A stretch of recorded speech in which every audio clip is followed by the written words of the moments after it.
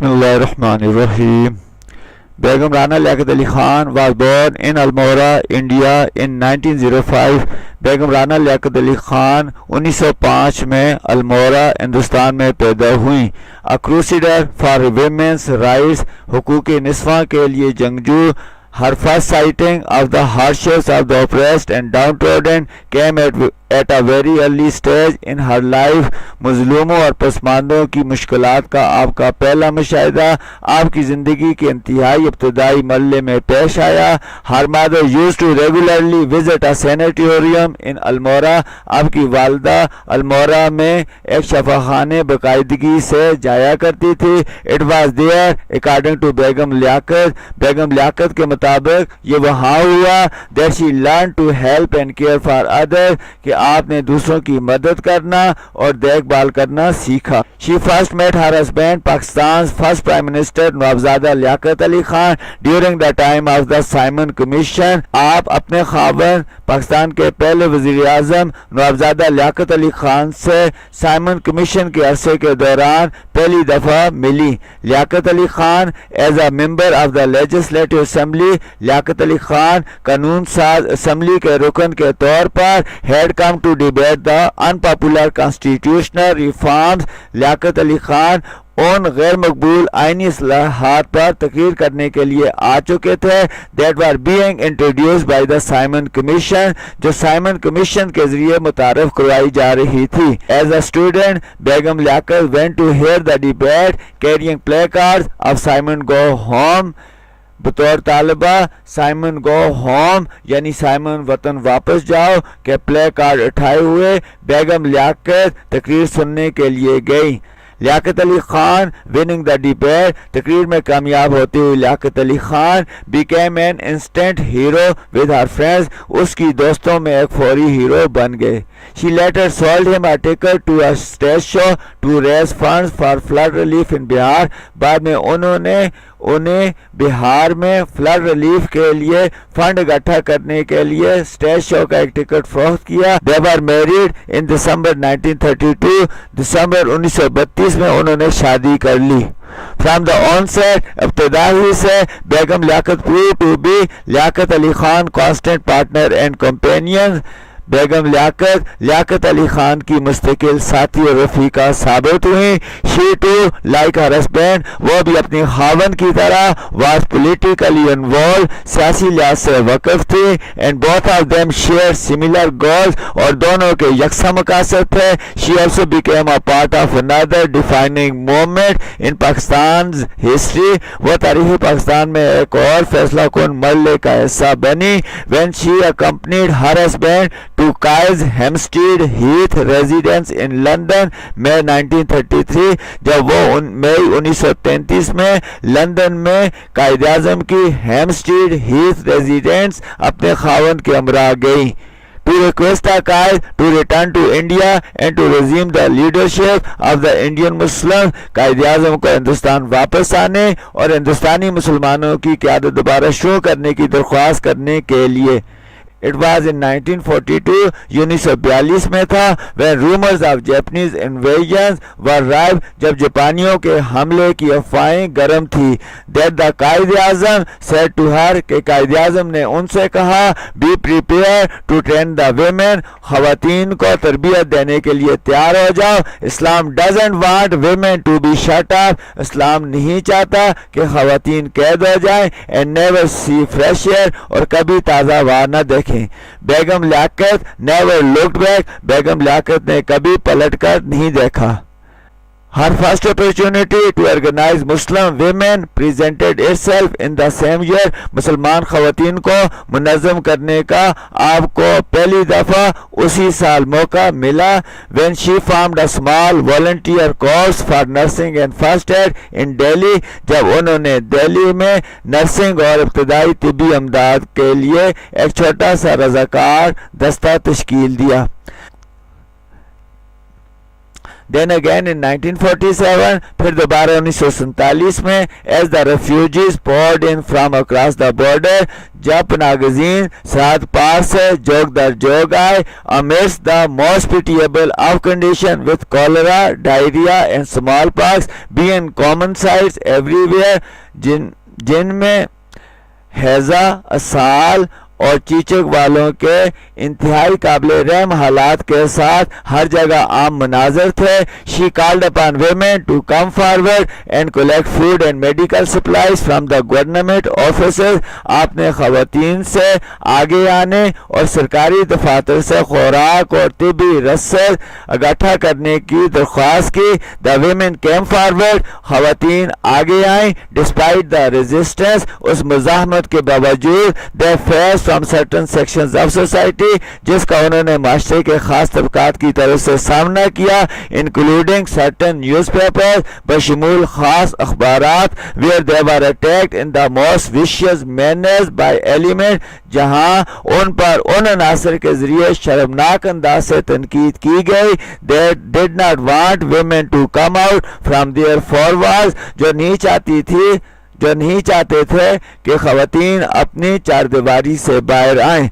She firmly believed, انہیں پختہ یقین تھا, that for a society to do justice to itself, کہ معاشرے کو اپنے ساتھ انصاف کرنے کے لیے, it was pertinent, یہ مناسب ہے, that women played their due role in reforming society alongside the men, کہ خواتین معاشرے کی اصلاح میں مردوں کے شانہ بشانہ اپنا جائز کردار ادا کریں.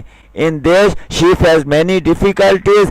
اس سلسلے میں انہوں نے کئی مشکلات کا سامنا کیا. As certain sections of public opinion from time to time accused her of leading Muslims women astray, جیسا کہ خاص طبقات نے وقتاً فوقتاً ان پر مسلمان خواتین کو گمراہ کرنے کا الزام لگایا.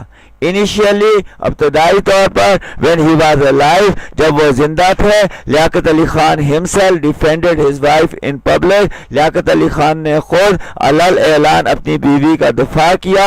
Once addressing a political rally in Karachi, he said, ایک دفعہ کراچی میں ایک سیاسی جلسے سے خطاب کرتے ہوئے انہوں نے کہا, where has my wife taken the people of Pakistan to, میری بیوی پاکستان کے لوگوں کو کہاں لے جا چکی ہے. She has taken them to work in the refugee camps, وہ انہیں پناہ گزینوں کے کیمپوں میں کام کرنے کے لیے لے جا چکی ہے. Where has my wife led the women of Pakistan, میری بیوی پاکستان کی خواتین کو کہاں لے جا چکی ہے. It is to hospitals to work as nurses that she has led them, وہ انہیں اسپتالوں میں بطور نرسوں کے کام کرنے کے لیے لے جا چکی ہیں. During this point in Pakistan's history, تاریخ پاکستان کے اس مرحلے پر, there weren't many nurses in Karachi, Karachi میں زیادہ نرسیں نہ تھی. So Begum Liaquat asked the army to train women to give injections and the first aid, لہذا بیگم لیاقت نے آرمی سے خواتین کو ٹیکے لگانے اور ابتدائی طبی امداد دینے کی تربیت دینے کو کہا. Women were thus trained in 3 to 6 month courses, اس طرح خواتین کو 3 سے 6 ماہ کورسز میں تربیت دی گئی. And as such the paramilitary forces for women were formed, اور اس طرح خواتین کے لیے paramilitary forces تشکیل دی گئیں. During this period, اس عرصے کے دوران, girls were also personally encouraged by Begum Liaquat to take up nursing as a profession, nursing کو بطور پیشہ اختیار کرنے کے لیے بیگم لیاقت نے ذاتی طور پر لڑکیوں کی حوصلہ افزائی کی.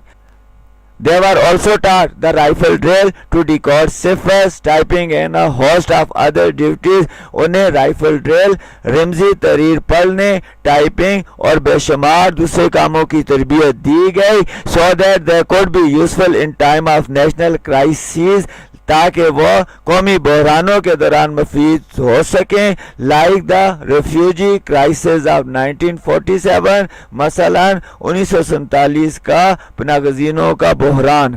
It was a direct result of this crisis. یہ اس بحران کا براہ راست نتیجہ تھا. There the All Pakistan Women's Association was founded back in 1949. کے بعد میں 1949 میں آل پاکستان ویمن ایسوسیشن یعنی اپوا قائم کی گئی. As the founder and lifelong president of اپوا کے بانی اور تاحیات صدر کی طور پر بیگم لیاقت played a pioneering role in the advancement of women in political, educational, economic and other fields. بیگم لیاقت نے عورتوں کی سیاسی، تعلیمی، معاشی اور دوسرے شعبوں کی ترقی میں بانی کا کردار ادا کیا. A chain of schools, colleges, industrial homes and other institutions were set up by the اپوا کے ذریعے اسکولوں، کالجوں، صنعتی گھروں اور دوسرے اداروں کا ایک سلسلہ قائم کیا گیا. Gradually اپوا became to be known as the main instrument in the struggle for Pakistani women's emancipation.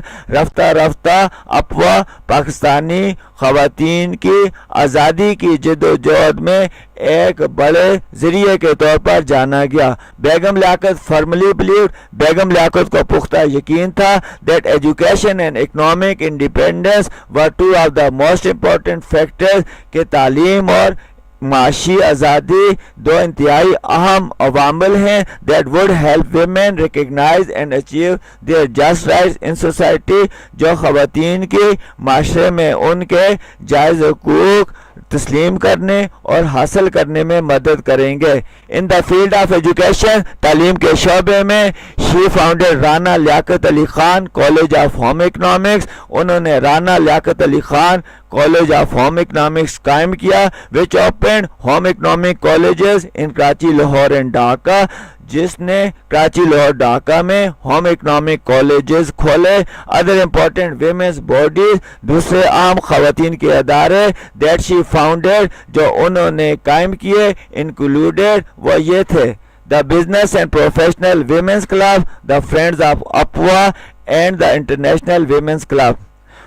For the working women ملازمین خواتین کے لیے she founded a string of industrial homes and working places. انہوں نے صنعتی گھروں اور کام کرنے کی جگہوں کا ایک سلسلہ قائم کیا where they could earn a respectable living جہاں وہ قابل عزت معاش کما سکتی تھی. امنگ دیز انسٹیٹیوشنز ان اداروں میں دا پرومیننٹ ونز ور مشہور ادارے یہ تھے Rana Liaquat model colony for craftsmen Karachi, Gul Rana Nusrat industrial community centre Karachi, voluntary health and nutrition association and Pakistan cottage industry shop.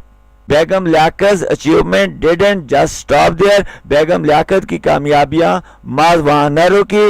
She was the first Muslim woman delegate to the UN in 1952. وہ 1952 میں اقوام متحدہ میں پہلی مسلمان خاتون مندوب تھی. She was also the first woman ambassador of Pakistan. وہ پاکستان کی پہلی خاتون سفیر بھی تھی. Representing Pakistan in Netherlands, Italy and Tunisia. Pakistan کی نیدرلینڈز، اٹلی اور ٹونیشیا میں نمائندگی کرتے ہوئے. From 1973 to 1976 1973 سے 1976 تک she was elected governor of Sindh. انہیں سندھ کی گورنر منتخب کیا گیا تھا. Once again the first Pakistani women to hold such a post. ایک دفعہ پھر ایسا عہدہ رکھنے والی پہلی پاکستانی خاتون. In recognition of her lifelong struggle for women's rights حقوق نسواں کے لیے آپ کی تاحیات جد و جہد کے اطراف میں she was awarded the United Nations Human Rights Award in 1978. آپ کو 1978 میں United Nations Human Rights Award دیا گیا تھا. Her other many awards and medals include آپ کے دوسرے کئی اعزازات اور میڈلز یہ ہیں The Jane Addams Medal in 1950, Women of Achievement Medal in 1950, Mother of Pakistan in 1950, Nishan Imtiaz in 1959, Grand Cross of Orange Nassau in 1961, International Gamble Award in 1961 to 62, Women of the World in 1965. Chosen by the Turkish Women's Association Ankara and Vavalira D. Grand Cross in 1966. Begum Liaquat died on June 13, 1990. بیگم لیاقت 13 جون 1990 کو فوت ہوئی and was buried next to her husband in the precincts of the Quaid اعظم's mausoleum. اور قائد اعظم کے مقبرے کے احاطے میں اپنے خاوند کے پہلو میں دفن کیا گیا تھا. With her has ended a historical period for the women and youth of Pakistan. آپ کی وفات کے ساتھ پاکستان کی خواتین اور نوجوانوں کا ایک تاریخی دور ختم ہو چکا ہے. The future generation will no doubt seek inspiration from Begum Liaqat's life and contribution to the emancipation of women. مستقبل کی نسلیں یقیناً بیگم لیاقت کی زندگی اور عورتوں کی آزادی کے لیے خدمات سے فیض حاصل کریں گی.